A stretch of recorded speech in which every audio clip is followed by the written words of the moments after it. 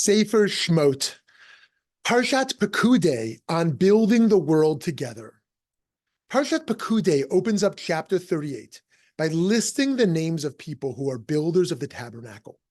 We read, "These are the records of the tabernacle of the pact, which were drawn up at Moses' bidding, the work of the Levites under the direction of Itamar, son of Aaron, the priest. Now Bezalel, son of Uri, son of Hur, of the tribe of Yehuda, had made all that the Lord had commanded Moses.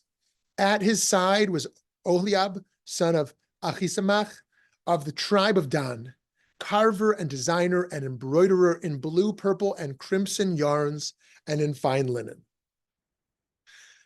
Today, we know that God's home is no longer in the tabernacle or the temple, and our job is to make a home for God everywhere in the world, wherever we are. And so this Parsha can make us ask ourselves, what is our role of building the world? In our movement building, just like the Israelites with the Mishkan, we need to actualize all talents. Each of us has unique abilities to bring to the table.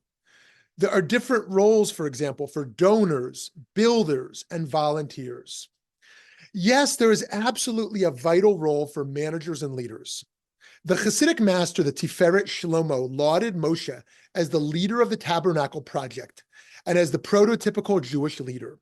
When he taught, Moshe saw all the work that was done and how they did it as Hashem commanded. This hints to us that all the mitzvot done by a person need to be elevated by a tzaddik.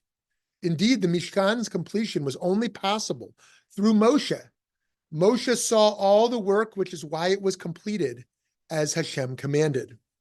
Here he shows that a leader oversees the work of others, but also that the job of the leader is to elevate the contributions of everyone else. While Moshe was a key figure in building the Mishkan, it could not have been built without the work of everyone else. It's no different in the work of our communities today. Nobody can be left out. And if our job is to give God a home in the whole world, our collaboration must be even bigger than that of the relatively small group of Israelites. We need many groups doing different things, all working together. We need all different kinds of social change mechanisms. We need advocacy from the top down to fix injustices in our institutions.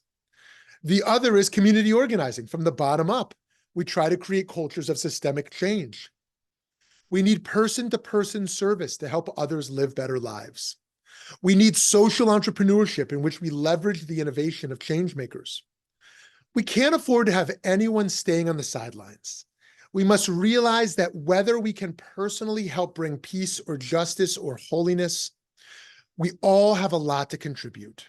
When we elevate the work of one another, the Shekhinah, the divine presence, is going to dwell in the world we create. So too, the divine presence will rest wherever we open up our hearts and give our God-given talents. Holiness will live not just in the world, but specifically within ourselves. This is the best response to slavery. Slavery turns us all into the same tools. For example, the Israelite slavery in the Torah describes everyone as being made to make bricks. The opposite of this slavery is a freedom that actualizes our uniqueness. At the same time, we should be conscious of how we live in an era in which people want complete satisfaction. If they don't feel totally actualized all the time in their work, then they're often discontent. This is also part of the narcissism of our era, seeing work only as a pathway to actualization. Work is also about contributing to something greater than oneself. That's why you get paid. You understand that you're contributing something of value that's not about you. Even if a particular task gives someone the feeling of being separated from their sense of purpose, there's something to be said for the ability to find meaning and holiness even there. So the question is not only what's your talent, but also where do you feel most called to leave a mark? The Israelites in the desert are not even up to the point of being ready to build a society. They're still in the early stages post-escape. While building the Mishkan is a crucial task, It's only a foretaste of what we're tasked with achieving later on. In fact, the Mishkan is in some ways a replacement for the impulse that created the golden calf. When Moshe was on top of Mount Sinai, the people wanted a way to get involved. They didn't want to wait for the leader to come back.